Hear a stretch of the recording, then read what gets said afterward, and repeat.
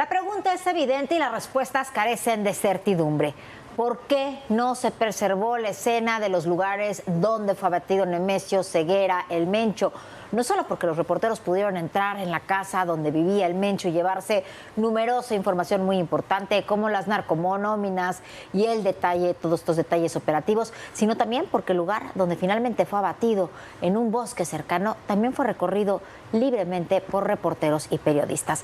Y bueno, así están las cosas. Incluso el comunicado de la Fiscalía General de la República se contradice con la información que dio el general Trevilla sobre cómo se dieron los acontecimientos el 22 de febrero. Lo cierto es que la Fiscalía es la única institución que puede y debe preservar el escenario de un crimen, más aún en el operativo más importante que se ha realizado contra el crimen organizado en muchos años.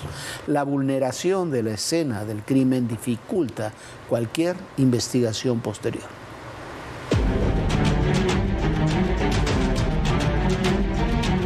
El 20 de febrero, mediante trabajos de inteligencia militar central, se ubicó a un hombre de confianza de una de las parejas sentimentales del Mencho, que la trasladó a una instalación en el poblado de Tapalpa, Jalisco. El mismo 21 de febrero se realiza el planeo de la operación. Se registraron 85 bloqueos en carreteras federales de Baja California, Estado de México, Michoacán, Guanajuato, Guerrero, Jalisco, Oaxaca, Sinaloa, Tamaulipas, Veracruz y Zacatecas. En Jalisco se registró el mayor número de bloqueos en carreteras federales, fueron 18. El operativo para detener a Nemesio Rubén Oseguera Cervantes, alias El Mencho, líder del cártel Jalisco Nueva Generación, es una de las acciones más importantes contra el crimen organizado en los últimos años. Sin embargo, a los pocos días del operativo que derivó en la muerte del líder criminal, reporteros del diario El Universal recorrieron la cabaña de lujo donde se alojaba y la zona boscosa por donde huyó. En esos lugares localizaron información relevante como narconóminas que incluían policías, funcionarios y detalles operativos del cártel Jalisco. Información que dieron a conocer en su medio de comunicación. Ante la falta de protocolos para resguardar la escena del crimen, la Fiscalía General de la República admitió este 16 de marzo que el terreno en el que resultó herido el Mencho quedó sin resguardo. En un comunicado reconoció que existe una alta probabilidad de contaminación del lugar de los hechos. No obstante, justificó la falta de aseguramiento de la zona en una lujosa urbanización de Tapalpa, Jalisco, debido a que no existían las condiciones mínimas de seguridad tras el fuerte enfrentamiento entre militares y sicarios. En ese sentido, la Fiscalía advirtió que la escena fue alterada y contaminada por personas que entraron sin autorización, por lo que no puede determinar si los objetos divulgados efectivamente se hallaban ahí. Sin embargo, expertos aseguran que esto no puede ser un obstáculo para que el Ministerio Público investigue evidencias como la narconómina. Al tener la divulgación de estos hechos, por ley, tiene también la obligación de actuar conforme una nota criminal para los efectos de investigar esos documentos encontrados. No son indicios, son pruebas contundentes en las que se puede demostrar con una investigación seria, eficiente, sobre todo eficiente y honesta, que existen o existieron varios funcionarios bajo la nómina de este líder criminal. El resguardo del lugar donde fue capturado el Mencho correspondía a las fiscalías estatal y federal, según lo dicho por autoridades militares que participaron en el operativo.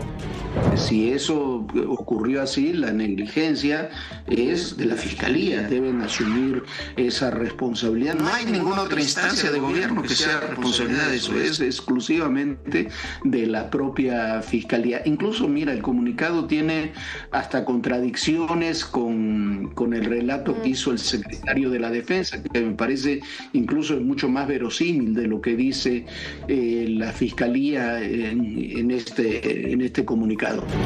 Hay que recordar que una situación similar ocurrió en el rancho Izaguirre en Teuchitlán, Jalisco, lugar utilizado por el cártel Jalisco Nueva Generación para adiestrar y castigar a jóvenes.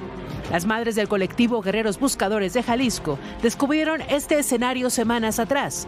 Aseguraban que era un campo de exterminio y adiestramiento criminal. Han estado saliendo molares. Para que no digan que son de animal. Posteriormente, la Fiscalía General de la República tomó el control de las investigaciones. Abrieron el rancho a los medios de comunicación y a los colectivos buscadores, pero el panorama era otro. No es lo que nosotros vimos en esa ocasión. Ahorita esto todo parece un montaje. ¿Qué encontró en aquella ocasión? Descríbanos.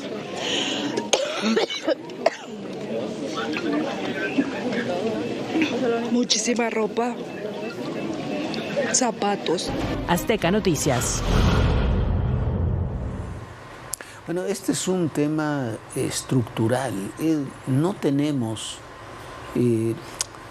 la Fiscalía está comenzando, la nueva fiscal Ernestina Godoy, Alejandro Gertz Manero dejó un desastre en la Fiscalía, fueron 7 años catastróficos para la Fiscalía, donde se movió a contentillo del fiscal y para los temas que al fiscal le interesaba, y los otros ahí fueron abandonados. Pero hay un problema estructural. Cuando se habla de la impunidad, de la seguridad, de la justicia, el tema pasa por las fiscalías en muy buena medida, la General de la República y las estatales, por las policías de investigación. Necesitamos una estructura mucho más sólida en ese sentido. Argumentar que, por ejemplo, que por las condiciones de seguridad no se pudo asegurar la zona, no es cierto. Si pudieron entrar los reporteros, no había condiciones de inseguridad como para que no pudiera estar la Fiscalía. Si la Fiscalía no tiene fuerzas, la puedes pedir a otra institución que que realice ese resguardo. Pero ni están en esas prácticas, ni tampoco hay los elementos y los recursos suficientes para hacerlo. La policía de investigación es una demostración de eso, es una policía muy pequeña que ni remotamente puede operar en todo el país y que se necesita que estén en ese sentido aunada la voluntad política, los recursos, la información, la inteligencia y la preparación. No está todo eso alineado y tenemos problemas como estos que ponen en riesgo investigaciones cruciales para la seguridad pública y nacional del país. Bueno, y hablando de impunidad, en una de esas decisiones extrañas, hoy se reabrió la investigación que estuvo cerrada durante 3 meses, sobre todo el tema del contrabando de combustible.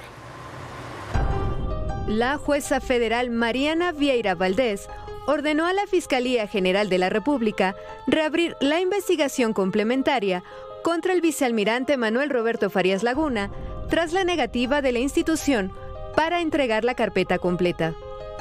En esta ocasión instruyó a la Fiscalía permitir el acceso íntegro de la carpeta de investigación y demás elementos que complementan el expediente de Farías Laguna, acusado por delitos en materia de hidrocarburos.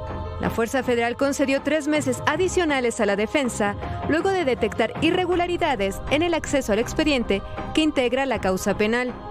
Desde el 5 de marzo ordenó a la Fiscalía explicar cómo ha atendido cada uno de los actos de investigación solicitados por la defensa. Manuel Roberto enfrenta el proceso en el penal del Altiplano en Almoloya de Juárez. Fue detenido el 2 de septiembre de 2025. De acuerdo con las investigaciones, el vicealmirante es señalado como presunto líder de una red dedicada al contrabando de millones de litros de combustible desde Estados Unidos. Además de él, su hermano, el contraalmirante Fernando Farías Laguna, es señalado por delitos relacionados también con el robo de hidrocarburos. Sin embargo, se encuentra prófugo y bajo la mirada de las autoridades. Este giro inesperado refleja la tensión entre la defensa del exmarino y la Fiscalía, vinculado al desmantelamiento de operaciones de contrabando de combustibles en el país, donde se ha denunciado la participación de altos funcionarios del Gobierno de México durante el sexenio de López Obrador en la red del llamado huachicol fiscal, y que aparentemente las ganancias ilegales habrían financiado campañas electorales de Morena. Bueno, este tema es desconcertante porque la investigación la dieron a conocer, la realizó la Secretaría de Seguridad, llegó a la Fiscalía de Gertz Manero y ahí se paralizó. Se dieron a conocer los primeros nombres, pero no avanzó ni hacia arriba ni hacia abajo. Y estamos hablando de el principal delito probablemente que se cometió en términos económicos durante el sexenio pasado, esta red de contrabando de combustible que no terminaba con los hermanos Farías, con los dos contraalmirantes. Tenía que crecer necesariamente hacia arriba y tenía que tener una red mucho más amplia hacia abajo. ¿Por qué no avanza esa investigación? ¿Por qué estuvo paralizada? La verdad, no hay respuestas. Estamos hablando de un negocio de 600.000 millones de pesos, según declaró en su momento la Procuraduría Fiscal. ¿Cómo funciona? ¿Cómo funciona este mecanismo? Bueno, simplificándolo, mire usted, para entender la trama. Se robaba combustible en México, en la zona de Tabasco, de Veracruz, ahí donde participaba la Barredora y otros grupos. Se lo enviaba a los Estados Unidos, se refinaba ese crudo robado en los Estados Unidos y entraba de contrabando en México. Una vez que entraba de contrabando, son millones y millones de litros, se distribuía y se comercializaba en muchos ámbitos. Mirando hacia arriba hay muchos personajes que deben ser investigados. Está el exsecretario de la Marina, Rafael Ojeda, como un personaje central. Sus sobrinos son los que están acusados de encabezar este delito. Hay empresarios relacionados con los hijos de López Obrador. Ahí está en el robo de combustible original la Barredora en Tabasco y su relación con Adán Augusto. Ninguno de esos personajes ha sido citado a declarar. La investigación tuvo un lapsus de varias semanas, ahora se vuelve a abrir, pero queda la duda de qué es realmente, Viviana, lo que está sucediendo con que fue uno de los delitos más graves, quizás el más grave que se cometió en todo el sexenio pasado. Y como bien dices tú, y bueno, son varios casos, por ejemplo, de Segalmex nunca se llegó realmente a quién fue el que cometió estos delitos de corrupción tan grandes. Se quedan siempre estas investigaciones donde hay robo de recursos públicos de millones y millones y millones de dólares, siempre en medios mandos, nunca llegan a la cabeza, siempre se protege a la cabeza. Y bueno, habrá que ver y habrá que hacer una investigación a fondo de lo que sucedió. ¿Quién es el verdadero responsable del huachicol fiscal? ¿Usted cree que fueron simplemente los sobrinos del almirante secretario del sexenio pasado, del almirante secretario Ojeda? Esto tiene que ir mucho más arriba. Y si las autoridades en México no lo investigan, hay que recordar que hay nexos con los Estados Unidos porque ese petróleo, ese combustible robado se refinaba en los Estados Unidos. Así que sería mejor que las autoridades mexicanas nos den respuesta y no esperar a que desde Estados Unidos se emitan estas órdenes de aprehensión. Y mientras tanto, justo diciendo de Estados Unidos, Servando Gómez Latuta, usted recordará quién es este narcotraficante de Michoacán, se declaró no culpable de los delitos de los que le acusa la Fiscalía estadounidense. El suyo es un caso más y uno de estos muy evidentes de la narcopolítica en México. Servando Gómez Martínez, alias Latuta, ex líder del cártel de la familia michoacana, se declaró no culpable en la Corte para el Distrito Sur de Nueva York, en Manhattan, donde está bajo proceso por cargos de tráfico de cocaína y metanfetaminas. Está acusado de conspiración para cometer narcotráfico, cargos que fueron presentados en octubre de 2009. El juez fijó la siguiente audiencia para el 24 de junio. El líder criminal fue detenido en febrero de 2015 y en agosto de 2025 fue entregado a Estados Unidos como parte de un grupo que incluyó a otros narcotraficantes de alto perfil. Se sabe que la declaración de no culpabilidad seguirá un proceso de negociación con la Fiscalía, que probablemente llevará a que Gómez Martínez, de 60 años, acepte declararse culpable de algún cargo, evitando el juicio conjurado y obteniendo una pena menos grave. Sí, habemos culpables, y lo hemos dicho, los que somos culpables, que se nos juzgue conforme a lo que hemos hecho. apréndanos y entréguenos a las autoridades competentes, que nos juzgue un juez, que nos juzgue un magistrado, quien nos tenga que juzgar, pero como debe ser. La Tuta, quien además fue maestro normalista, lideró la familia michoacana con Nazario Moreno el Chayo y José de Jesús Méndez el Chango Méndez. Posteriormente fundó otro grupo criminal, los Caballeros Templarios.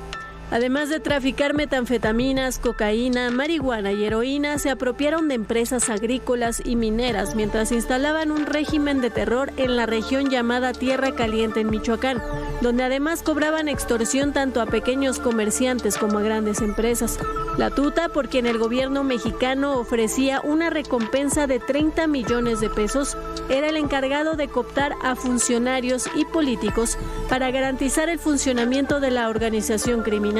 En octubre de 2010 se divulgó una llamada entre la Tuta y supuestamente el diputado Julio César Godoy Toscano, en donde se revelaba la relación entre los políticos en Michoacán y la delincuencia organizada. Y el CD quede claro. Ese culero que estoy protegido también, ¿verdad?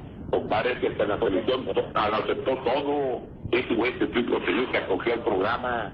Que supuestamente los habían convocado a una reunión y que hay una... Pero ¿dónde pues, compadre? ¿Dónde no porque he hecho reuniones con usted?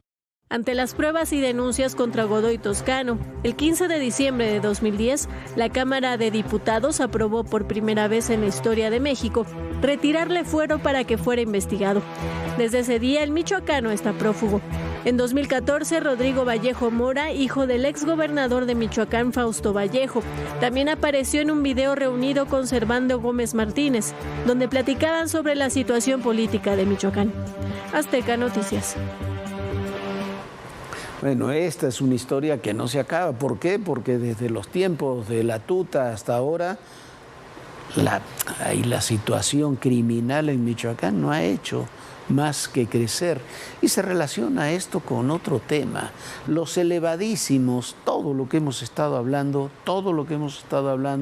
el día de hoy se relaciona con esto, con los índices de impunidad que tenemos en el país. Según un estudio dado a conocer hoy por México Evalúa, la impunidad supera el 89% de los casos denunciados, que además los casos denunciados son apenas el 93% de los delitos que se cometen. México sigue en crisis en materia de justicia. La organización México Evalúa reveló que el 99.23% de los delitos que ocurren en nuestro país no se denuncian por desconfianza en el sistema de justicia penal o quedan impunes por la incapacidad institucional para procesar e investigar esos ilícitos y para sancionar a los responsables. De acuerdo con el estudio Radiografía de la Impunidad en México, hallazgos del Sistema de Justicia Penal 2024, por un lado, el 93% de hechos criminales que ocurren en el país no se denuncian formalmente en las fiscalías, una de las tasas más altas del mundo, y por otro, de los que se denuncian, 7 de cada 100 casos, solo el 10.58% se resuelven. Esto quiere decir que solo el 0.77% de los delitos que ocurren y que se denuncian en México son resueltos por el sistema de justicia. De cada 100 delitos cometidos, solo se reportan 7 formalmente. Y lo más grave, el 63% de las personas que no denuncian es por alguna causa atribuible a las instituciones. El estudio se basa en datos del INEGI y con base en datos de 2024 de 28 entidades. Medir la impunidad no es solo un ejercicio técnico de México, ¿no? Es el primer paso para construir una justicia más efectiva.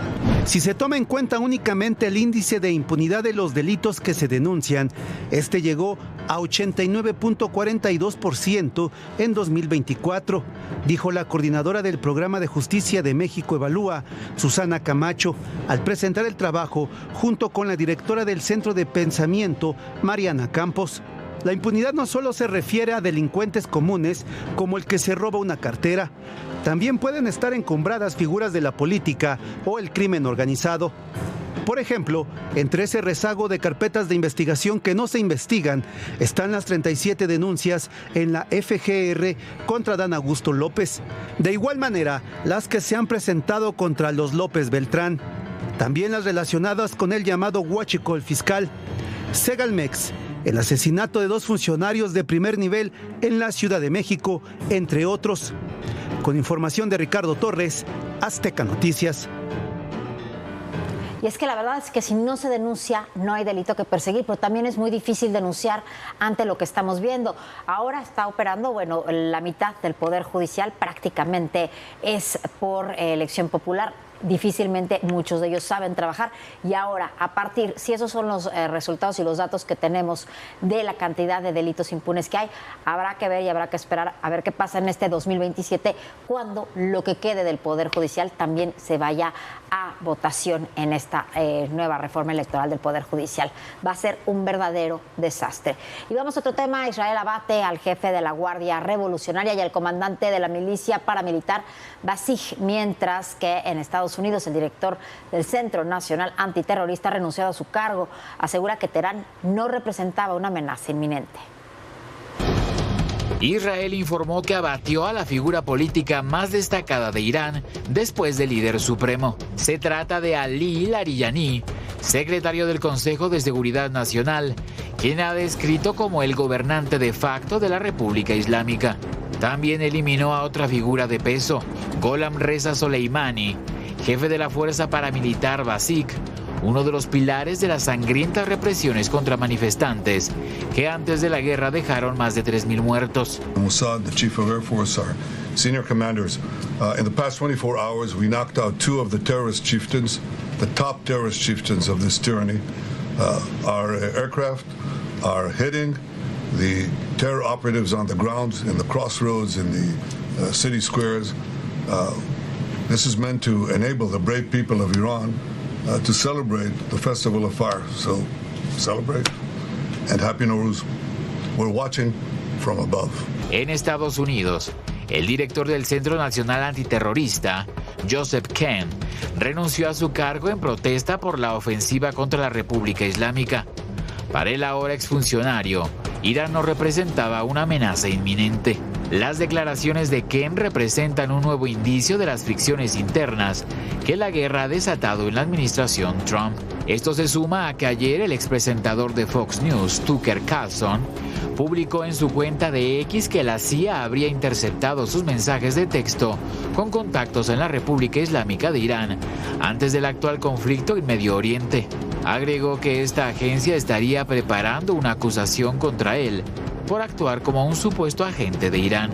Según The New York Times, Carlson habría acudido 3 veces al despacho Oval en las semanas previas al inicio de la guerra contra la República Islámica para aconsejar a Trump que no atacase, porque dejaría de ser el presidente de la paz ante la opinión pública.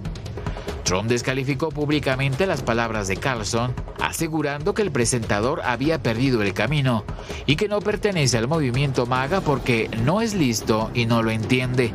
En tanto, Israel ordenó la evacuación de la ciudad libanesa de Tiro y varios campos de refugiados ante la intensificación de sus ataques contra Hezbollah, que unas horas antes lanzó su segundo mayor ataque contra Israel con decenas de cohetes y drones. Por su parte, un portavoz militar iraní aseguró que las defensas aéreas y radares de sus enemigos han tenido serios daños. Dijo que Estados Unidos ha llegado al borde del abismo y les envió un mensaje. A message to the President of the United States. The outcome of war cannot be determined by tweets. The result of a war is determined in the field, the very place where you and your forces do not dare to approach, and you can only talk about it in your tweets. It's better to name this war as Epic Fear instead of Epic Fury. Víctor Núñez, Azteca Noticias. Bueno, lo cierto es que el Irán se está llevando una golpiza terrible. El asesinato de sus 2 principales líderes en ámbitos de seguridad. Uno de ellos había dicho algo de lo similar a lo que dijo este portavoz del ejército iraní, de que se cuidara a Donald Trump, de que podía atentarse contra él. También había anunciado que habían matado a Netanyahu. Lo cierto es que hoy, con varias horas de diferencia sobre el anuncio que hizo regreso a Israel se anunció la muerte de Leishani, este hombre que era el responsable de todas las áreas de seguridad, quizás el hombre hoy más poderoso de Irán, y el de la milicia Basij, una de las principales milicias que tiene, de los órganos militares que tiene Irán. Y lo mismo ha ocurrido con otros líderes. Con el desarrollo del conflicto, cada vez las fuerzas de Irán se van agotando más y quedan más estranguladas. Eso es lo que en realidad estamos viendo en estos momentos. Y lo que decían los expertos, lo que dicen los analistas, es que esta guerra va a ser una guerra asimétrica. Bien decía Netanyahu, nosotros podemos más por aire y sí es mucho más fácil llegar como Estados Unidos y Israel a poder atacar en Irán precisamente de esa manera. Pero ¿qué sucede con esta guerra asimétrica? Hay que recordar que Irán es un país profundamente religioso, no tiene un presidente, lo que tiene es un líder espiritual a quien sigue la gente. ¿Y qué sucede? Que muchos de sus seguidores podrían atentar de alguna manera, hacer estos pequeños atentados directamente en territorio estadounidense que podrían desestabilizar también mucho de lo que está sucediendo. Nosotros ya nos vamos, tenemos mañana toda la información, nos esperamos aquí en Todo Personal mañana 11 de la noche. Sueñe bonito, descanse. Bonita noche, Jorge. Muy buenas noches, Viviana, muy buenas noches a todos ustedes y recuerden, el poder y en la política todo, pero absolutamente todo es personal. Gracias.